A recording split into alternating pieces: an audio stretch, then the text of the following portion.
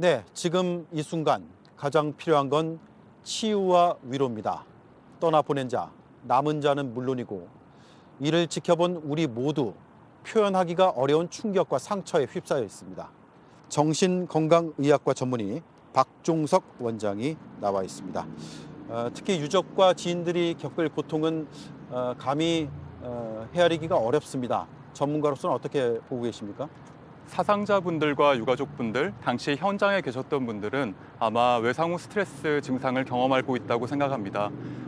반복적으로 그 사고를 떠올리거나 악몽을 꾸신다거나 아니면 그 이태원이나 할로윈 같은 단어만 들어도 호흡이 곤란해지거나 몸이 마비되는 공황발작 증세를 경험할 수도 있다고 생각됩니다. 네. 자, 그렇다면 이분들께 우리가 무엇을 해야 할까요? 그리고 이분들 스스로도 이걸 극복하기 위해서 무엇을 해야 할까요? 최소 한 달 정도는, 지금부터 한 달 정도는 자극의 원인으로부터 거리두기를 해야 합니다. 인터넷이나 유튜브에서 사고를 유발하는 연상케 하는 어떤 그런 것들로부터 많이 멀어지시고 일상이나 본업, 그리고 단순 작업에 좀 집중하시는 게 더 좋습니다. 그리고 당사자들의 주변에서는 이 사고를 떠올리게 하는 유발하는 단어나 언급된 주제를 자제해 주시고 배려해 주시는 게 필요하다고 생각합니다. 네. 주변에서도 많이 배려가 필요하겠군요.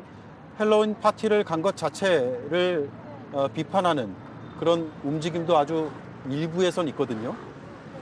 사실 그게 나는 무관한 사람이다, 나는 책임이 없다라고 생각해서 오는 그런 데서 기인한 공감하지 못하는 행동이라고 봅니다. 이거를 모두의 불행이고 모두의 책임이라고 생각하는 연대의식이 반드시 필요하다고 생각합니다. 네. 결국 지금 가장 중요한 건 추모와 애도겠죠.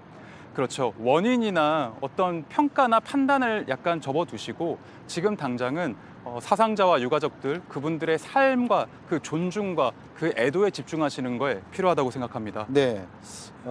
저희가 앞서서 구조 활동에 나섰던 의인과도 인터뷰를 했습니다. 네. 상당한 트라우마에 시달리고 있는데 심리센터도 큰 도움이 되지 않는 것처럼 느껴지기도 했습니다. 따로 해주실 조언이 있을까요? 사실 이분의 숭고한 희생의 이면에는 미처 구하지 못한 인명에 대한 죄책감, 무력감, 우울감이 자리하고 있을 것 같습니다. 이분은 제가 생각할 때는 상처받은 영웅이라고 생각을 합니다. 예. 근데 이분이 포기하지 않으셨으면 하는 게 절망 속에서 이분이 우리를 구했듯이 이번엔 우리가 이분을 구할 차례라고 생각을 합니다. 네. 그러니까 분명히 어렵고 힘들겠지만 저희가 방법을 찾겠습니다. 네. 믿어주십시오. 예. 소셜 미디어에서 사고 당시의 모습들이 여과 없이 시시각각 전달이 되기도 했습니다. 이걸 본 많은 국민들이 충격을 받았습니다. 어떻게 대처를 해야 될까요? 영상을 보시는 것만으로도 2차적인 공황장애, 2차적인 트라우마에 시달릴 수가 있습니다. 이런 분들은 불안의 민감도가 너무 높거나 공감 능력이 너무 높아서 내가 현장에서 이 재난을 경험하고 있다고 착각하기 때문이신데요. 이런 분들은 한 2주에서 3주 정도 이완이나 명상, 호흡을 심호흡을 하면서 충분히 휴식하시면 대부분 자연스럽게 호전이 되시지만 15에서 20% 정도의 분들은 우울증, 공황장애, 불안장애로 발전하기도 합니다. 네. 이런 분들은 반드시 전문가와 상담을 받아보시는 것을 추천합니다. 예, 그렇군요. 이것도 역시 아주 극히 일부지만 희생자와 생존자를 향해서 조롱을 퍼붓는 사람들도 있습니다. 이런 행동은 도대체 뭘까요? 사실 재난보다 더 무서운 것은 사람들의 말과 불신이라고 생각합니다. 이런 극한적인 상황에서는 불안이 굉장히 쉽게 전파되고 분노와 불신으로 확장됩니다. 그렇게 되면 계층 간의 갈등, 세대 간의 갈등을 조장하고 분노의 연쇄가 됩니다.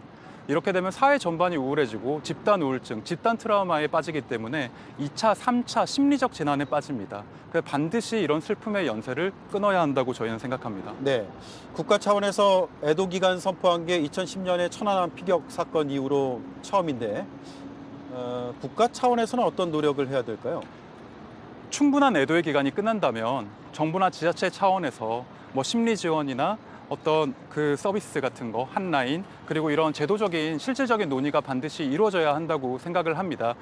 하지만 제일 가장 중요한 것은 재난을 극복하는 가장 큰 힘은 한 사람 한 사람에 대한 공감과 존중에서 시작된다는 것을 반드시 기억해 주시기 바랍니다. 네, 알겠습니다. 오늘 말씀 여기까지 듣겠습니다. 고맙습니다.